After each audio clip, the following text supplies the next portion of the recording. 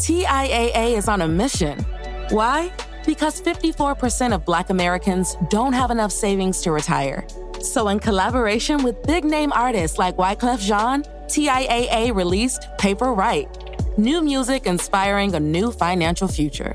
With 100% of streaming sales going to a nonprofit that teaches students how to invest. Stream Paper Right now and help close the gap. This episode is brought to you by Pepsi Wild Cherry. Pepsi Wild Cherry is bursting with delicious cherry flavor and a sweet, crisp taste that gives you more to go wild for. Getting wild may look different these days, but whether it's opting for a solo Friday binge watch or a big night out, everyone can indulge in their wild side with Pepsi Wild Cherry. Also available in Zero Sugar. So grab a Pepsi Wild Cherry and get wild.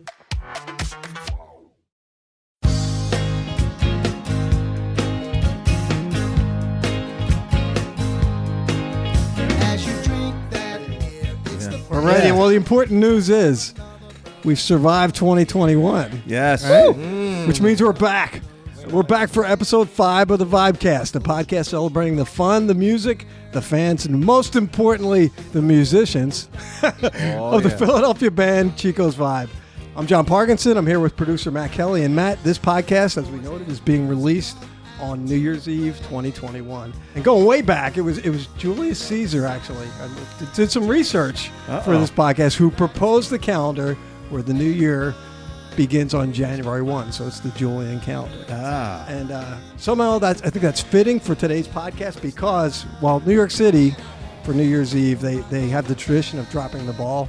It's not New Year's Eve in Delco without these guys in front of us, the emperors of the Delco New Year's Eve Bacchanalia. Dropping our balls right now. Right. Hey, dropping our balls for all of Delco. I want to be Caesar. You can be Caesar. Gabby could be Augustus. Ed could be Nero. Phil Nero? That's right. Julius Caesar, Dennis Cicchino. Wait, who's Gab? Augustus Caesar. Yeah. John Gephardt and Nero. Ed Mount. Welcome, You don't have to gentlemen. be Nero, Ed. You can be Caligula. Yes, go with Caligula. There was a... Well, Nero was also a rogue Romulan in the reboot of Star Trek. Oh, wow. So, all right, I'll stop. I don't think it's the same one. But anyway, on today's podcast, to give a little prep to our audience for what's coming, we're going to reflect a little bit on 2021 and think about heading into the new year, what's ahead of us. We have a special guest, Chico's Vibe trumpet player Tony DeSantis. As soon as we work out his technological issues, we'll be bringing Tony on board. We're going to do another segment of Chico's Vibe, the Netflix series, where we'll talk about a memorable gig that will become an episode of our soon-to-be hit Netflix show. Then we'll do a song from the set list, which we're going to ask Tony to explain himself a little bit as part of that song for the set list. Good. Timing. So... here we are, New Year's Eve, 2021. From the band's perspective, I think the best thing about 2021 was that it was not 2020. Yes. It was still an interesting and challenging year. And Ed and Gabe, when did we kick in 2021? It wasn't really till April, yeah. Yeah. But there were a lot of fun and interesting gigs, but it was a weird dynamic for a lot of the year. The first one was an outdoor. It was an outdoor wedding. Yeah, I'm blanking on Under what a the place tent. was. I think it was like Lindenwold Country Club. Yes. It was out in Newtown Square area. Yeah. Anthony Wayne House, isn't that? across from Waynesboro Country Club. Country Club, yeah. And he's never home. No. I always ask for him. I feel bad. I'm using his bathroom, eating his food. Like, I heard you in the corridor say, Tony! Exactly. Maybe that's where I went wrong. Tony Wayne. I said, Anthony. Anthony Wayne. Anthony Wayne. But Yeah. Anyway, we did wind up having some, I think, a memorable year, some memorable gigs, right? I mean, it was really cool. Like last 2020, what do we have? Like 38 weddings. We played 2 or 3, something like that. I think we ended up playing like 12 total jobs. I think the whole so, year. because I did my taxes. It was the We played easiest year. 0 gigs at the Shore, and we were booked almost every weekend, sometimes twice. Yeah. And then 2021 comes along, and we're playing mostly all the gigs that got postponed. Right. Yep. Plus all the other stuff that we booked during that time of Right. COVID. Right. So we were getting like banged. It was a Yeah, it just banner hit, year. Yeah. like especially May. It just like Yes. all of a sudden we were Yeah. working all the time, and it was like, I don't like this. It was a complete culture Yeah, change. I don't like this. I want to go home. And It then was, we it was were, definitely strange to be around people again. yes. Yeah. That's the thing. And then we were down the shore a lot, which was even Yes. stranger because the Right. shore was as if there was no global pandemic. The Bonner, It didn't the exist. Bonner reunion. I have that Yes. down. It's one of my memorable gigs. The Bonner Prendy reunion was. Yeah. I mean, it was amazing, but I was like, this is the most people I've seen, I think, in a year and a Yeah. half Yep. in one place. You know? All three of us have to have had COVID. We have to have. Somewhere along the line. At some point, almost I'm impossible. sure. It's safe to say we did our last Keenan's. That was very memorable. Yes, Yeah. it was. On Labor Day weekend. Oh yeah, that was a good one. Yeah. Dennis, you had mentioned like a favorite wedding memory from 2021. Oh, I loved it. It was the Stefanski wedding at the Windrift. yes.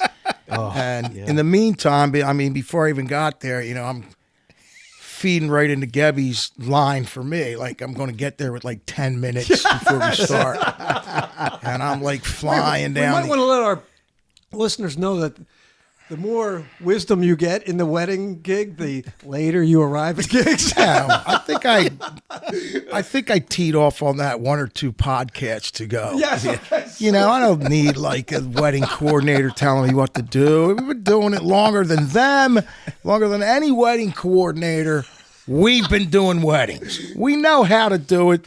Don't bother me. We just want to say that here at Chica's Vibe, we do not condone this. Parky's sending me text. Dennis, the lady really Because wants she to kept talk coming to up to me. I need to speak with Dennis. I need to speak with Dennis. And so I text you. She needs to speak with you. And you text me back. I said, finally, tell her to call me. Which was really going to settle her down. Oh, I'm on the Garden State Parkway. For that instance, we should have a red phone that we can hand to the coordinator. It's just a direct line. Yes, like carry a suitcase. old school Commissioner Gordon, like big red phone on a plate. Tony brings it over on a plate, But he has to have an Irish accent. Oh, that's great. Oh, my But- God. Bobby Jeebers. I got him on the line for you. The wedding itself was a really good wedding. We knew lots and lots of people there. At the end of the night, Matt might have been on the gig. He was. He was. And Rick Anthony was on that too. Because, we're finished. We do silly love songs. Matt breaks into the Eagles fight song like he always does. And they all got pissed off because Stefanski is the head coach of the Cleveland Browns. Yeah. And they're coming over mad at me. I didn't do it. Matt gets you in trouble. It's right. age-old tale, It's the age-old. Age-old tale. Oh, God. Man. The Oorhouse. This was our first year to do the Oorhouse, right? Yes. And that might become a... Yeah, last year, 2020, they all got wiped out. Yeah. So that might be a regular Chico's Vibe. Yeah. During the going summer, forward. That was kind of Talking fun. about that Bonner gig that we played, Yes. Bonner Prendy. Yeah. It was an all-year reunion. All-year I guess. reunion. Yes. We were on the sand, remember? Yes. Yeah. There's like one or two photos of me from that day, and I look at my worst possible self. I look like something that's about to be slaughtered at like a 4-H fair. I look fat. I'm totally red, covered in sweat, and I'm like, "Who's that old guy?" And I'm like, "That's me." That's why the website, I love it because it's got pictures of me from like 2001. Right. Yes. But they're recent, We're on the sand. I'm drinking. Everybody's drinking. So I'm like, I don't even give a shit if I'm 3 steps away from the key of the song. But so we're in there, and you get all these these Catholic kids are all dressed up. They got their green on, and the girls are all like looking good in their summer outfits. Then all of a sudden, Bobby Sava and Stevie Williams walk in, and they're both bikers. they come and they stand right in the middle of all the Catholic Bonner girls and guys dressed in their pastel colors. And here's these like two dour looking dudes. And I'm just like, what are you guys doing here? You look so out of place. Look around you. Waiting for me to say, that's right, folks. This show, like all Chico's Vibe shows, brought to you by Sava Brothers Masonry Contractors. They're not the cheapest. And John always chimes in, that's because they're the best. And I think they left after that. I was like, thank God. One thing I remember, you and I we had a lot to drink. And part of it was because the people in front of us. But it was the one time, in Africa, we always count. I bless the rain down in Africa. Yeah, there's five of them, and it kills both of us. Right. But we lost count. And it's the only time Brian Farr's ever gotten mad at me because we just went one more, and we kept singing the song and didn't stop. And he's like, "What the hell?" I enjoy drinking more and more on our gigs. The older I get, the less I can hear, the more I want to drink. That's how it works. Well, moving along. Yes, yeah. Hey, 2021. This Chico Huff. This is his last full year with the band, and I just want to add, Wait a minute. Isn't he? No. Yeah. Get out. We don't have him anymore. Well, in month of January and the month of February. Oh, good. It's not complete. Okay, Yeah. I didn't know that. We can It's I gonna be just wanted to do a Chico Huff tribute because he's Right. so good. We're gonna miss him. Shit, he's a dead man. I'm not letting him play with anybody else. Okay. So that was 2021. Yeah. We're going to continue the podcast, right? Yes. I'm still glad we're doing what we do, though. Yeah, me too. Oh, know, absolutely. It's still fun. I'm still happy it's in my life. Yeah, absolutely. I mean, that was one thing about 2020. It gave me an appreciation for how much to enjoy what we do. Oh, Same. absolutely. There are still times. They get tested. I'm even exponentially happier because I quit all the small stuff. Well, there's a lot of people that are sad about that, so we Yeah. don't want to harp on that too much. I But don't Yeah, really, there are people who are traumatized. I Yeah. don't care about them. Phones are lighting up, guys. Phones are lighting up. Oh man, the blinking. I think the podcast just ended. I mean, it got to the point where I didn't even want to carry my guitar in anymore. I mean, I got to bring in a PA, set it up, tear it down. For years. We just went to negative listeners, I think. But it gives me more energy for Chico's Vibe. Right. We need to lighten up this podcast, I guess. So can we... We're going to test the limits of Tony's technology. And I'm happy to announce our first guest. Oh, we're dialing. What are you on, dial up? Yes. We got him, right? You've got mail. I'm here. He is Tony. here. So I'm happy to Hey, announce Big T. fresh off of double secret probation.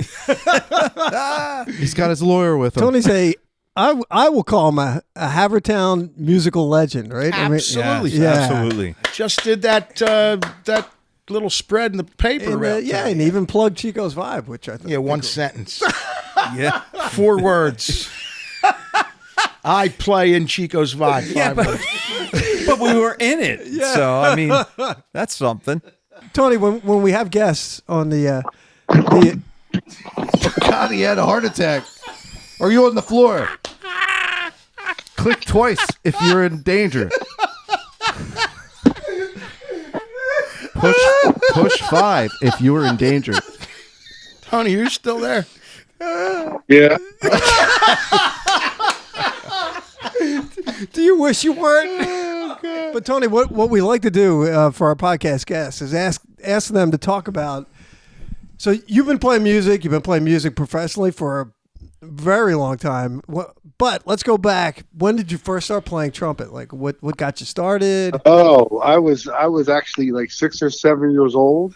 Excellent. My cousin started me on trumpet. I have to find a picture, but I have a picture of me at 7 where the trumpet was bigger than my torso. Yes, I have to get a picture of it and send it to you guys. But yeah, My cousin was in the Army, played trumpet and so my dad decided to start me on trumpet. That's excellent. Okay. And you've been playing consistently ever since, right? Not consistently, but I've been playing, yes.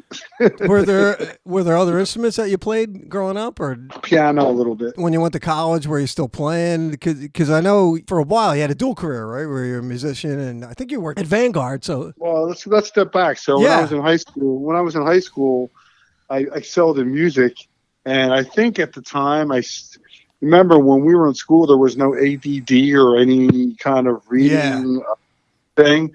And I did really bad in school, except for music. So back then, the guidance counselor used to tell everybody, like, if you want to go for music, you shouldn't go for music because it's not a good career. You should go for something else. Yeah. And I was the only guy. The guidance counselor saw my grades. He says, I think you should go for music. And at the time, I was a good kid. My mom died at 15, so I kind of was like, I wasn't into school. Right. And we had someone who was in the band who would pull our cut slips. So in my senior year, I cut 90 days of school. oh my God! Did the year even count? I had to go to summer school for English so I could get my diploma, but I had already got accepted to University of Arts. Oh, excellent. Okay. So even in college, even though I excelled in like performance, again, I wasn't. I tried to do my English stuff, and I had ADD, obviously, and I almost flunked out of college too. Jeez. But they let me play because I was a good jazz player. Cool. And they wanted me to play with the jazz band for like the concerts. So, but I finally graduated. I did get my degree, but Your jazz talents bailed you out.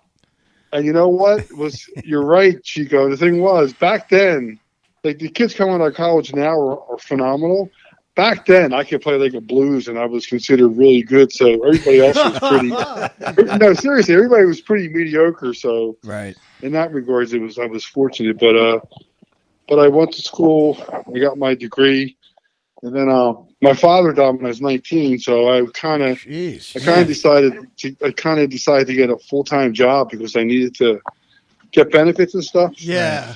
So I got a job at Vanguard Investments, and it was one of the best moves I ever made because it gave me security, and I still practice and I still play gigs. So that's why I had the double degree, the two careers. Nice. This amazes me. You're telling us how you're going to flunk out of Haverford. You're going to flunk out of UArts. Yes, I You did. had ADD. You couldn't do English, this and that. But you excelled at Vanguard. Yeah. Didn't you have to use some like elementary skills of math and stuff like that at Vanguard? A bunch of people went broke in the beginning. Remember the market crash of '87? That was the learning curve. I know. I started in '89. Oh, okay. He brought him back. Yes. Yes. But you know what? The reason why I excelled is because I started out in data entry, and I didn't mind doing the menial work. Right. I just cared about having my benefits and playing music. Yeah. So that's part of the reason why I did well is because I never really wanted. I wanted to work there, but I didn't want to like have a career move or like become a supervisor or whatever. Yeah, right. Gotcha. So I was I didn't mind being a lackey. I was just like, I told me what to do and I'll do it and I'll do a good job. Like that's why Right. I excelled because with the balance, with doing the music, like doing simple work in the beginning at Vanguard and then doing my music. I didn't care that my job wasn't like, I wasn't on a career track to become like, the CEO because I still wanted my music to go. So that's why that makes a lot of sense. That's why I took more pride in my work. Where everybody else was like, I don't want to do this stupid menial crap. Back then, most of the people that worked there when I first started didn't have college degrees, and I told Vanguard I had a Bachelor of Science, which is a bachelor's in music, but it was Bachelor of Science. Yeah. So just the fact that I had a bachelor's degree in music, got me a job there. And I guess 2019. We're playing at Valley Beach, and I got a neighbor across the street from me. He's there in the crowd. He comes up and he goes, "Hey, is that trumpet player Tony DeSantis?" And I said, "Yeah." And he He worked for me at Vanguard. It was Tony's boss. He was one of the nicest people I ever met at my job. Did you hear that, Joe? He was always like nice and funny. He wasn't into the whole corporate, Tony, what are you doing? Like, he was always extremely nice, always. Tony, what are you doing? Stop playing Space Invaders. Yeah, did you ever get confused and prepare for the wrong job? Like, you went to the data entry and you're just like, and then you go to the gig later that night with like a calculator. Tony's like, ha ha ha. That's because you did it. You did it, didn't you? No, but I played a couple of jobs where with Chico's Vibe where people came up and said, Tony, and I'm like, hey, how you doing? And I'm like, remember me? I'm like, and I always say, oh yeah, did you work at Vanguard? And every single time it was somebody from Vanguard. I'm like, yeah. How did you know? I'm like, that's the only place I worked at my whole life. Yeah, that makes sense. But they have to tell me their name, and I pull the old, oh yeah, what department were you in? I'm like, oh yeah, okay. But I had that a few times. One time the Holy Orchestra played the Vanguard Partnership Picnic, and it's probably when you were still there, maybe. We played the Partnership Picnic, and for people who don't know, Vanguard Partnership, sort of like a share value, depending on how Vanguard does in the year, they'll say, okay, Partnership went from $20 last year to $24, and everybody's bonus is based on that. So they were making an announcement. In the band, we didn't have any idea what Partnership was. No. And they went to Hoey and said, okay, the president's going to make an announcement. As soon as he's done, you guys play a song, have it ready. And Hoey picked Spinning Wheel. And so the president of Vanguard gets up and goes, gives this long speech, and at the end he goes, Partnership was 24 last year, it went up 28 this year, and everybody starts cheering, and the song starts, and and Dennis goes, what goes up must come down. And they're going, no, stop! The presidents, make them stop. Our offices are in Malvern, and every June when we got the Partnership, all the car dealerships couldn't wait because every time we got our bonus checks, everybody went out and bought a car. Yeah.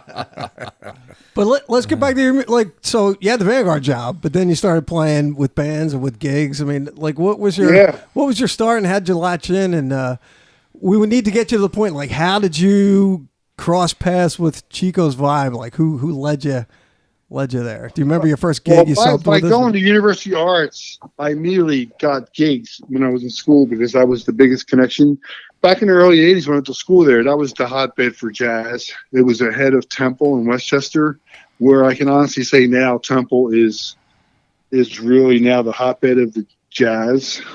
But when I was in school there, that was like the place to go for jazz. So once I got to school there, I started getting gigs, and my first real wedding band gig I had was, I don't know if you knew a guy named Marty Portnoy. No, it doesn't sound familiar. He was a society band. We used to play all these gigs at the Bellevue. Back in the day, they had these big balls, 800 people for They still have them today. There's still big balls today. I think they call them galas now. Yeah. galas, yeah. So go ahead. You were playing at the balls. Dude, I remember one time I played for the Shea Eye Institute. It was called the Eyeball, and the whole night we were just making jokes. Once you get in the circuit of Philly, your name gets around, and then I end up playing I've ended up at least playing almost every band in the area for a sub or whatever. Okay. Right. But as far as Chico's band, I lived in Havertown, so we all knew about Chico's Vibe. And then once Mac Gallagher and Rose were in the band, they went to the same school as me, even though it was years later. Yeah. Right. Everybody knew whatever band Matt was in, Gallagher, because he was the top guy in town. And we're like, oh, that's the gig to have, I think the first time you played with us, if I'm not mistaken, was Anthony's. No, actually, the first time was Rose Tree. Yeah, Dennis has to remember this because I get to the gig. It's me and Mike DeRose. And Mike DeRose, who used to kid all the time, he said, hey, we're going to get ready to dance? I'm like, what? We're going to dance. I'm like, what are you talking about? Like 5 minutes before we started. And so, of course, I didn't dance because I had no idea what moves they were going to make, right? So I went up because Chico said, and introduced me. I don't know if you remember. She said, "This is Tony DeSantis. He just moved in from Italy a month ago." Yes. From Rome. And the Italy. best part was, that. I used to play at Rose Tree every year, at least with 1 or 2 bands. So people go all the time. And like there was about 10 or 20 people that knew me, right? And they announced my name. As soon as the gig was done, I had like 50 texts like, what the hell were they talking about? You just came from Italy. In fact, one lady came up after the gig because I was talking, and Dennis said on the microphone, he just came from Italy. He doesn't really speak English too much. And I'm talking to someone, this old lady comes up to me. The first gig I did with you guys, I got on probation. She goes, I thought you couldn't speak English. She was yelling at me. It would have been the best if she started speaking Italian. Yeah, that would have been it. But that was our very first gig at Rose Tree. Gallagher couldn't do it. But as far as knowing the band, I mean, everybody knew about Chico's Vibe. And now when I tell people I play Chico's Vibe, oh, you play with Chico's Vibe? You know Chico? Sure. Tell Chico I haven't seen him in like 10 years. Don't stop it. Everybody knows. Wouldn't it be funny if you were in the band and you didn't know him? You're Chico's Vibe. You know Chico? No. Who's that? No, who's that guy? It's a guy. I'm on the end. I'm always on the end. I don't know. I show up, play, and go home. I do my thing. I stay in my lane. You know. I just read the ink. I just play the ink. Speaking of Chico's Vibe, you've played with some serious jazz people too, right? Over the course of your career, right? Yeah, well, fortunately, what happens is I played with this band called Joe Sutler's Swing Machine. We would hire people like John Faddis, Phil Wood, Clark Terry, J.J. Johnson. Get out of here! You play with J.J. Johnson, and wow. We would hire them and pay them a fee, and we had to sell tickets. Wow. So, and the funny thing was, this is back in the 80s and 90s. And Joe Sutler was just this Barry sax player who never graduated from school, and he started a rehearsal band. And at the time, there was all these big bands in town, like Phil Giordano, who was like the big name in town. Yeah. And all of a sudden, Joe, we played the Chestnut Cabaret, and we have all these guest soloists, and of course, everybody came to the concerts, and of course, that gave me a bigger recognition, with the jazz people, and the band just took off. Like it was, and Phil Giordano was like calling me, he's like, how do you guys get so many people to come to their concert? I'm like, I have no idea. And the band just took off. And Joe Sutler then started his own wedding band too, which I played in. He started from nothing and was doing like 50, 60 gigs a year. That was one of the best things, was to get to play with that band, because I just met all these like incredible people. But we had to pay them, but we had to be on stage with. Right. So then eventually you became Nick Corvino. Bat signal went up. You became Nick's. You started to play with us a lot. Yeah. And then I think Debbie and Ed know. I think I sent them both an email. I said if there's an opening, I'd be interested, and if not, I want to continue to sell. But I did solicit for the job. I didn't even know that. That's cool. Yeah. Also, Ed Jakubowski was playing trumpet, and I don't know if you guys know, Ed's one of my best friends. Yeah. But it's not only for my friend, but like we play together a lot, and so we have a incredible mutual respect for each other as trumpet players. I mean, Ed plays first, I play second. And I know what my job is, and his job is to play first, and I never be like, hey, let me play first or whatever. It works out perfectly, because I know exactly. I play with him so much, I know exactly what he wants me to do as a second player. Yeah, I finally like the trumpet section, so I can say that. So you did. Well, back in the day, Nick and Ed would split it up, and that. Oh yeah. Right. And so that makes a big difference, because it's kind of like my job is to play second and to support Ed, and that's all I worry about. And I've known Ed for a long time, and I knew him before he got his doctorate.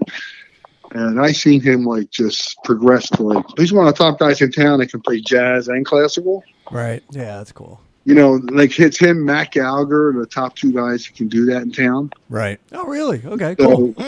And so, like, I have the most respect for Ed is just as a friend and a trumpet player.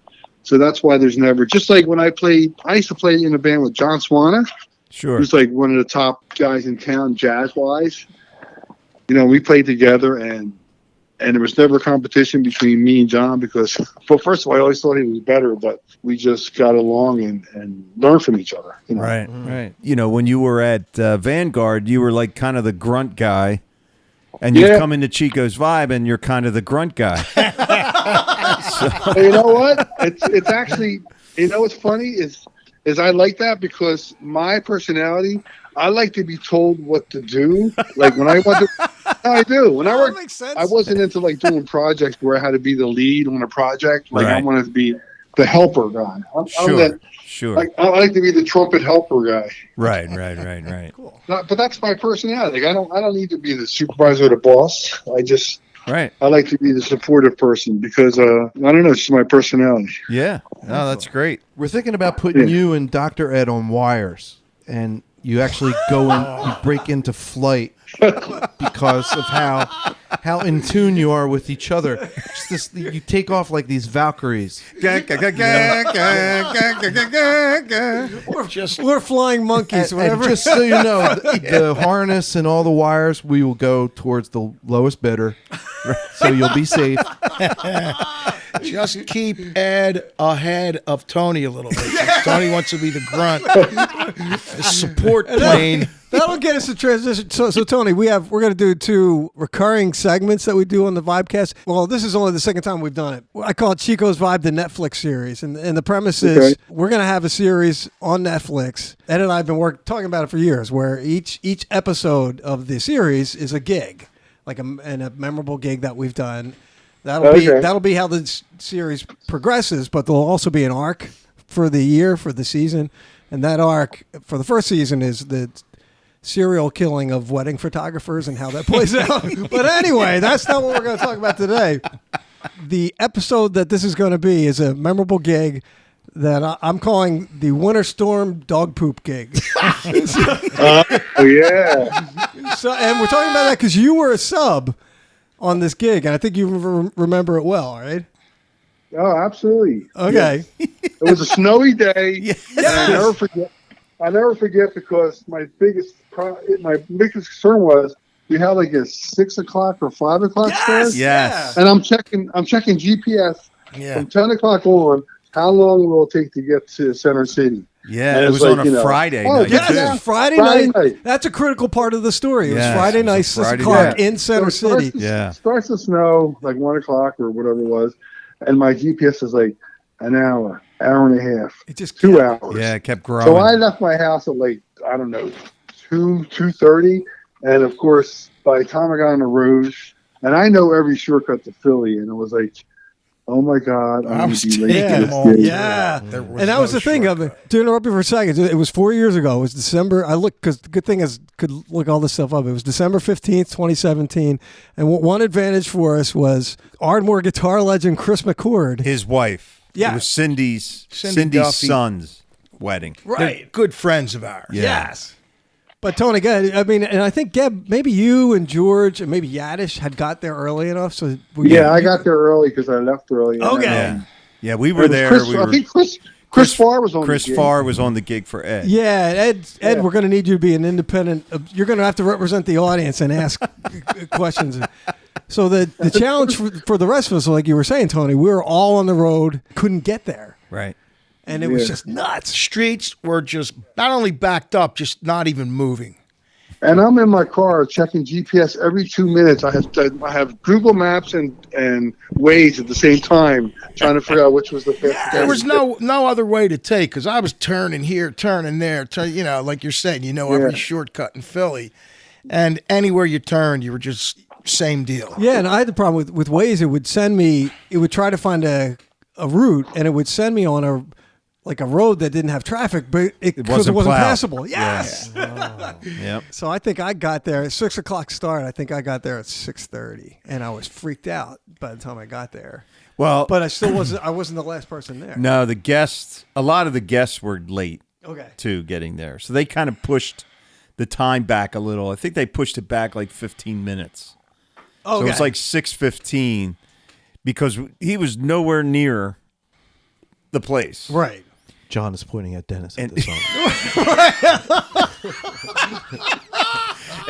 Independent audience. That's right. And we had to start, and I'm like trying to find lyrics and this and that. It was a complete mess. And then, but the person who had the worst experience getting there turned out to be Dennis. Because I think you could probably tell a story, but as I remember you telling it, your windshield kept getting like.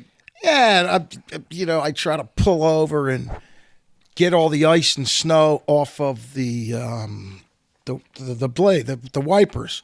Were you like in West Philly when this was? Well, no, I was turning, and I ended up being on, I guess that's Spruce Street. Like I'm over there somewhere, and it's not moving at all. And I can't see out the frickin' windshield. It's just like two bars of ice going back and forth. So I pull over to get the windshield, to pull over to try to clean them off. And there's snow all over the place now. And I stepped on a drainage grate in the road, right near the curb. Slipped, wiped out, boom, I go down. I fall into this like black muck shit, whatever the hell it was. Tear my pants all the way down like this. I got black shit all over them. That smells like dog shit. Because it was.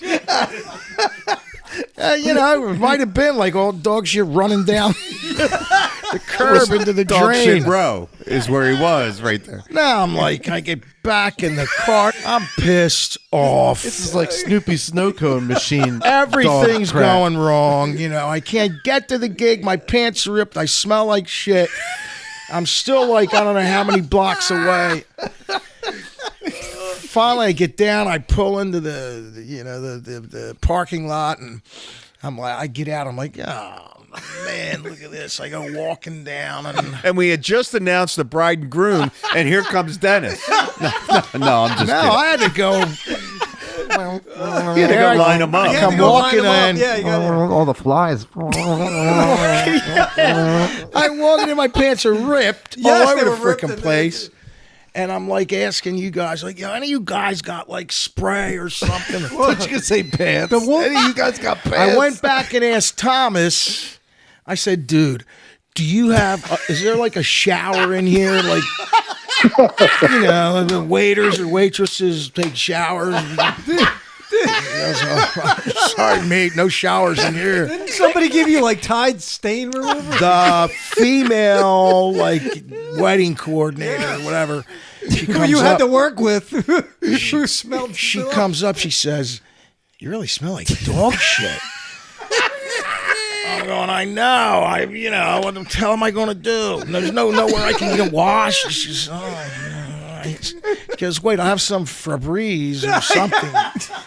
And she comes out and starts spraying it all over my pants, all over the place. I'm spraying it. And that just made it worse. As I go back, I'm in the middle of all you guys now playing a gig. And so the smell would just kind of... It would permeate. Yes. And it was like, it would always be like when I'm singing and I'm trying to take a breath and I'm like, unforgettable. Shit. That's what you... Then I had to go up and line up the bride and groom. And I got to go all the way up, we got like the third. I walk in the room and I'm like, please, thank God it was McCord and Cindy, yes, people they were we knew, so nice about good it. Friends of ours. Because I walk in and I right away I look at the bride. I said, please forgive me. I fell. I ripped my pants. Nobody could have handled it better. Crap all over me. He cleaned it up. I fell in dog feces. I'm sorry about that. Fell in a She pile goes, of feces. Don't worry about it. Let's just have a good time and this and that and the other thing. And I'm smelling myself and I'm like, these people must.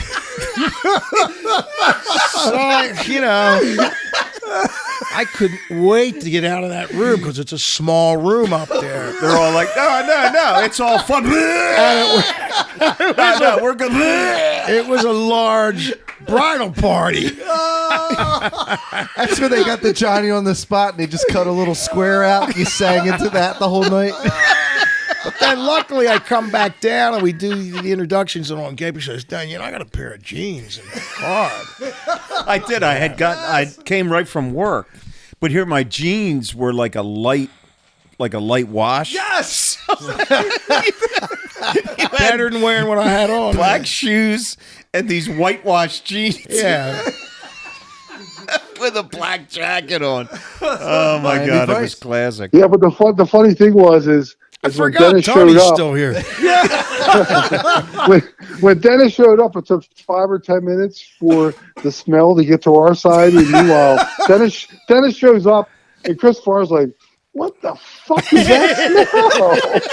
And then Brian Farr smelled it, and then all of a sudden I smelled it, and then I looked over at Gabby. Gabby was gagging. Oh my God, it was so bad. Oh, I feel so bad. I missed this one. Lord Almighty, I was lucky.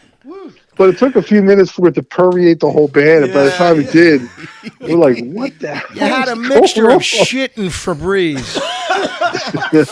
And I think Yadish was behind me because he kept saying, "Dennis, that's making it worse." Spray that. Yes, he kept was behind spraying me. You should have got the blue stuff from Woody's RVs. I should have the blue stuff.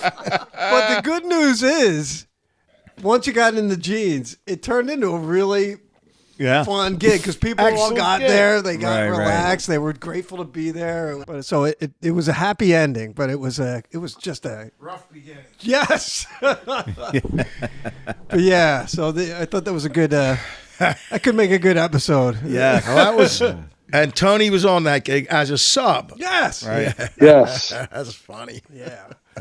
But yeah, so that's the Chico's Vibe, the Netflix series, episode 2. All right. So Wait, number 2. I get it. Oh, way to He's put that so together. clever. Hey, you know.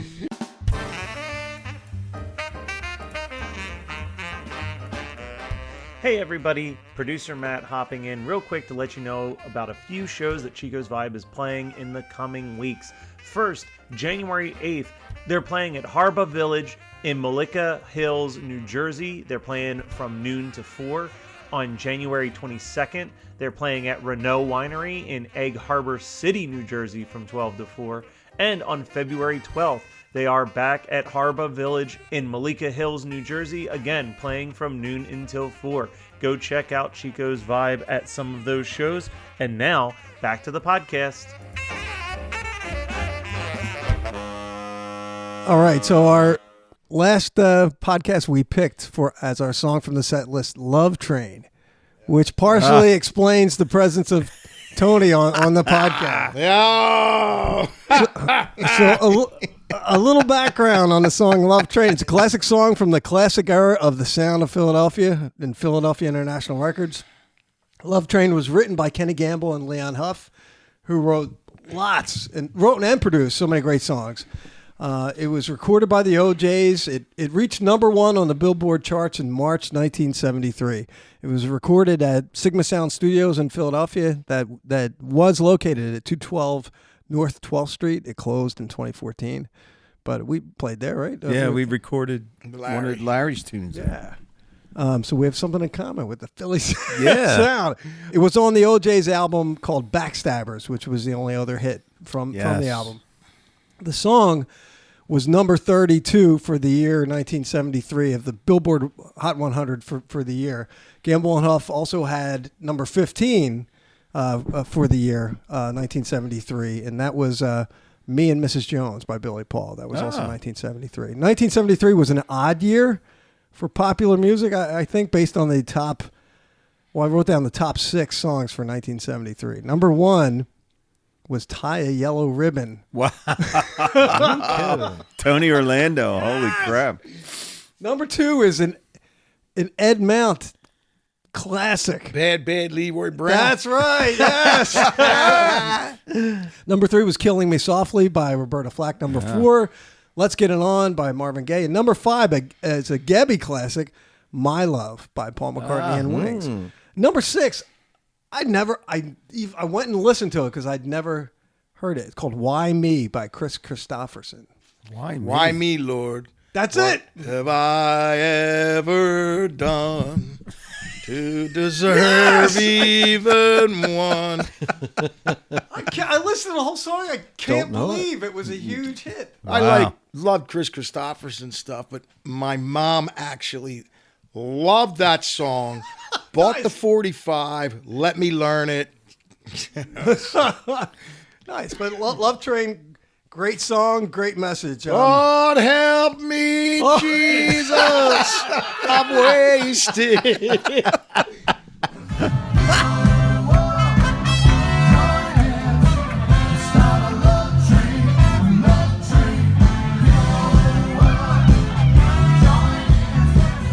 I think Love Train it's not a Legacy Hoey song. I think it's a Chico's Vibe No, song. it's Chico's Vibe. Yes.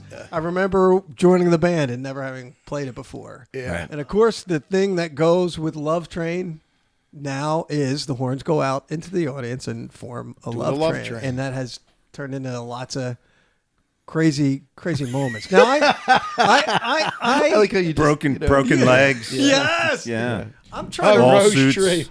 I feel like, and I could be wrong, that the first time we went out into the audience, it was Tim and Gia's wedding, the judge and Dr. Gia.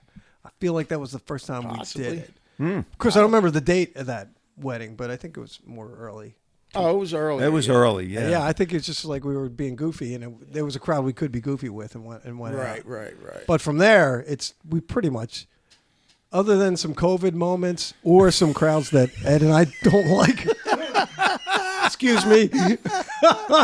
And those are contested moments where Ed and like, we're not going, and Dennis is like, get out there! What are you doing? Like I know, like the kind of crowd you're talking about. Well, you know, feel like you're when going to get you injured. Don't go out. Yes. Yeah. You Like know? you're gonna lose a tooth, kind of crowd. Matt Gallagher loved the Love Train. Loved the Love Train. He pulled me aside. He points to his lip. He goes, "You know what this is? It's my career. Some jackass almost hit me. It's my career, Ed." It's like, all right, Matt, have a good one. But we've had some. We've had some mystery moments where somebody at Rose Tree broke their ankle. 2 years in a row. Yeah. 2 years in a row. Wow. I think it was a Love Train where D-Val jumped into the pool. Yes. With the MMR. There was the O'Neill builders. O'Neill Properties. O'Neill right. Properties. The new place over in Valley Forge. With the trumpet. Yes. He went into the pool.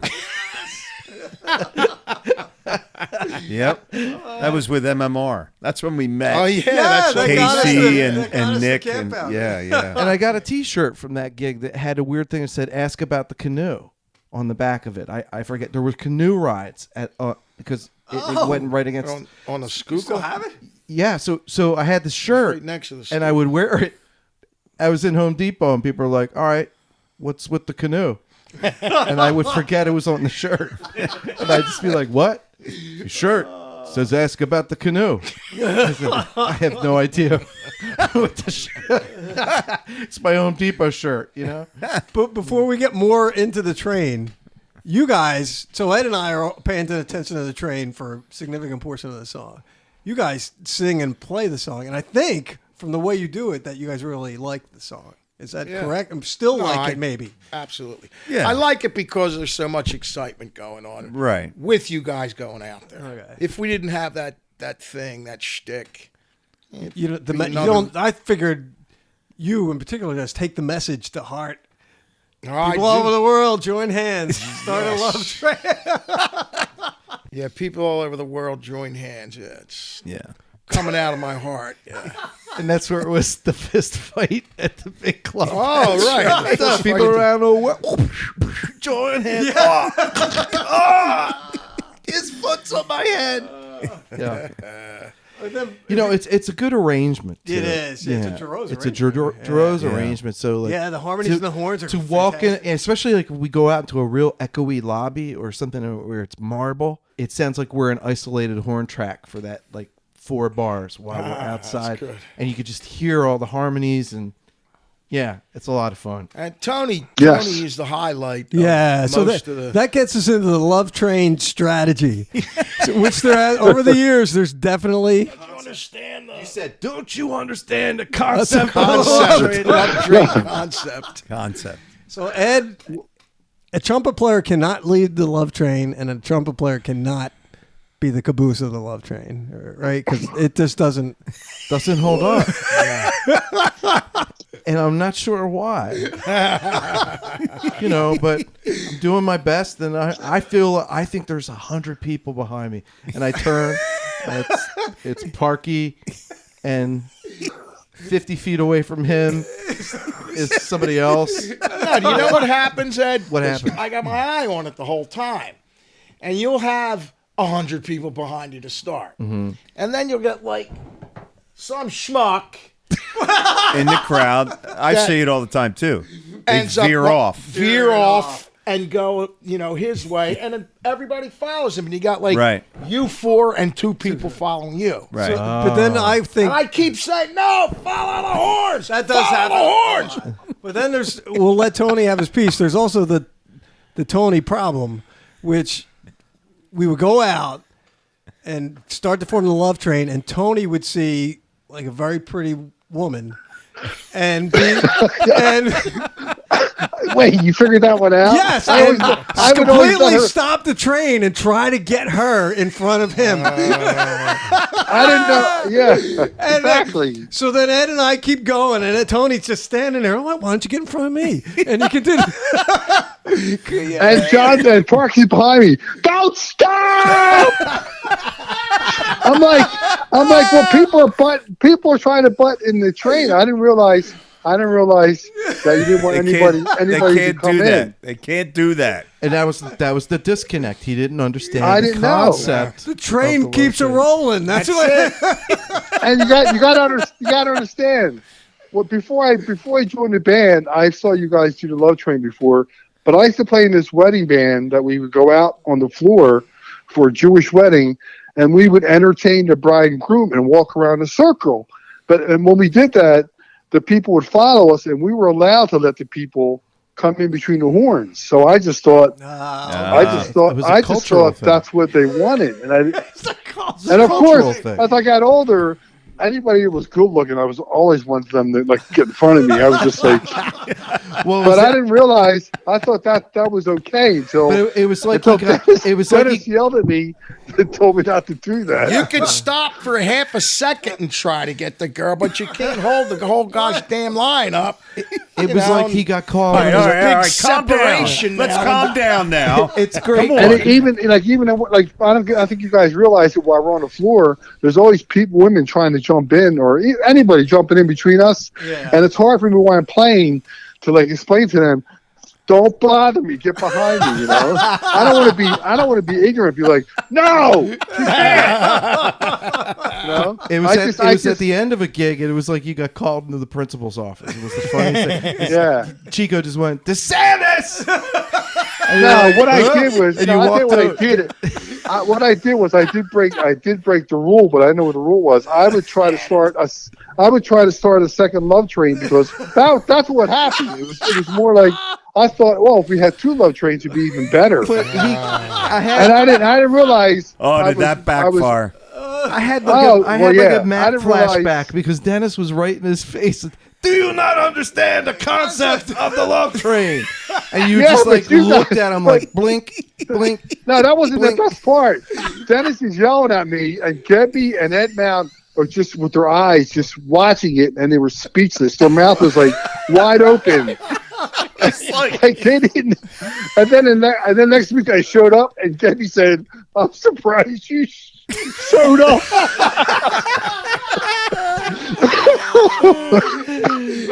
I couldn't believe it. I'm like, is this actually happening?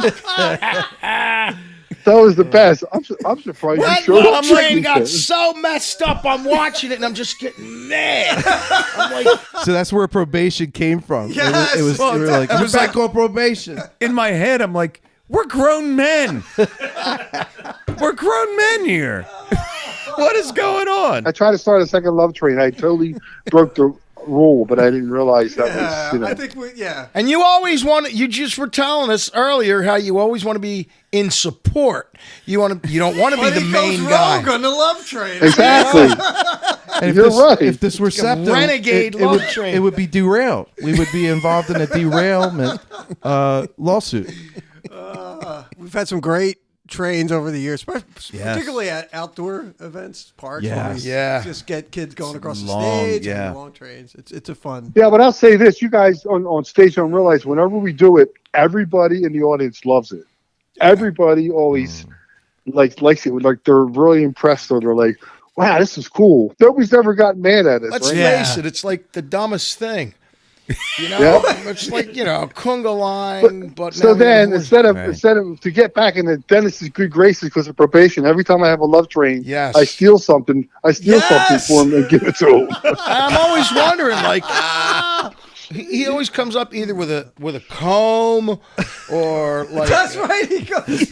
One time he gave me like a sewing kit, and I'm like, "Well, those he takes from the bathroom." Stopping into the bathroom during a love train, and they're in the basket in the men's room. Yeah, but little thing of Listerine. That means he has to make a detour. He hands you a chandelier at Springfield. All right, that's our song from the set list. So, what we do is pick next month's song, and I believe, Well, right, Matt gets a pick. Yeah, of course he gets a pick. Dance to the music. Dance to the music. Good one. That'll be next month's song from the set list. Good choice. Between that and Why Me by Christian. What about Anything by Tiffany? All right, that's it. I'm out of here. You just witnessed Tony go back into probation. Yeah, so our last segment we do on every episode is we talk about like a song that we've maybe heard recently or a song that's come to mind recently that you would like to do in Chico's Vibe. You kind of know we never will. It might be a personal favorite. It might be something you heard that is appealing. What song is on your mind that you would be nice to do? So I'll start with Dennis. I'm going to pick And This Bird Can Sing. Wow. I didn't see that coming. I've been listening to it all week. I heard it. It's blowing my mind listening to that. Really cool. Yeah, really cool guitar stuff. McCartney Lennon wrote it, sings it, but you got that awesome like double guitar thing from McCartney and Harrison. Yes. Good choice. Geb? I'm going to go out and say Alone Again Naturally. You're kidding, right? It's a joke. I'm serious. No, you're joking. Why would I Well, be I love joking? that song. I like that song.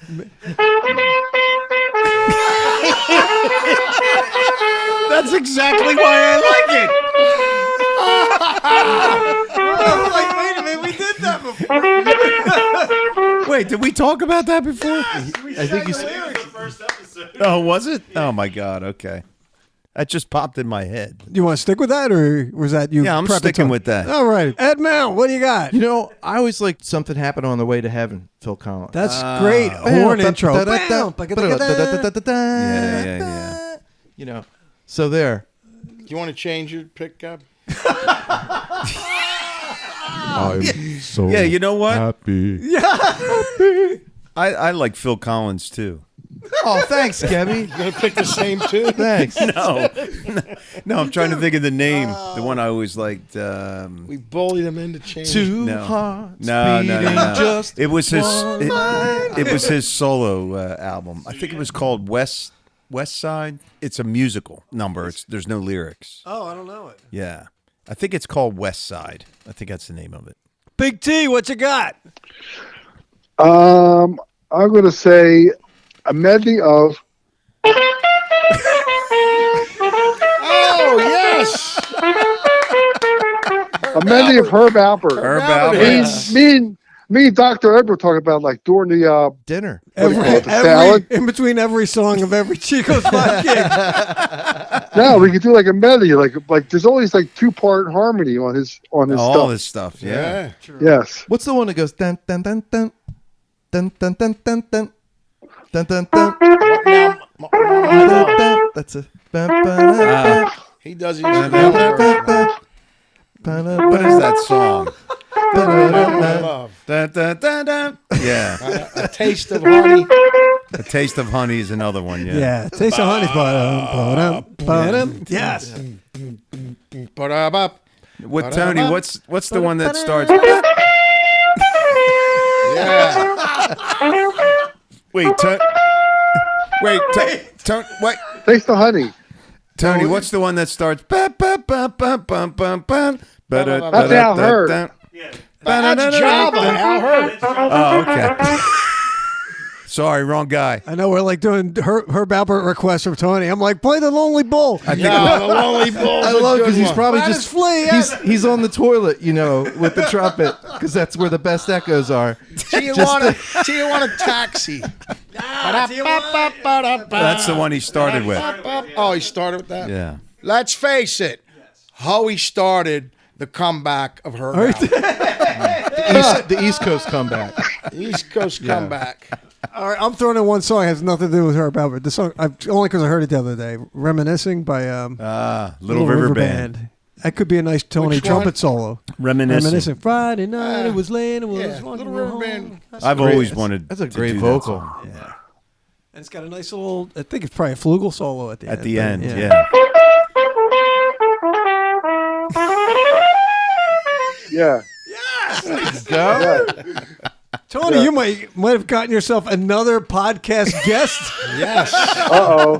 It's Tony from the toilet. Me and Dr. Jacob play duet. I'm telling you, That's a spin-off podcast. Tony from the toilet. toilet. And it's not what you think, folks. It's the acoustics. And every now and then you just hear a little. That was a valve. They used to do it in the old days. Sony Studios, you put the amp in the bathroom. It's sort of like behind two ferns. Well, join me in the toilet. Pet Sounds was recorded in the John. I'm telling you. Some of the greatest albums were recorded in the John. Oh man. But anyway, that gets us through the podcast materials. Thank you, Tony DeSantis, our special guest. Yeah, Tony. Thank you. Say goodbye to 2021 and 10, 9, 8, 7, 6. His balls are dropping. 4, 3, 2, 1. Tony,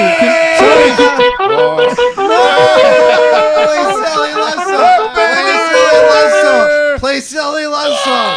Play silly love song. Play silly love song. Shut up. 20 minutes overtime.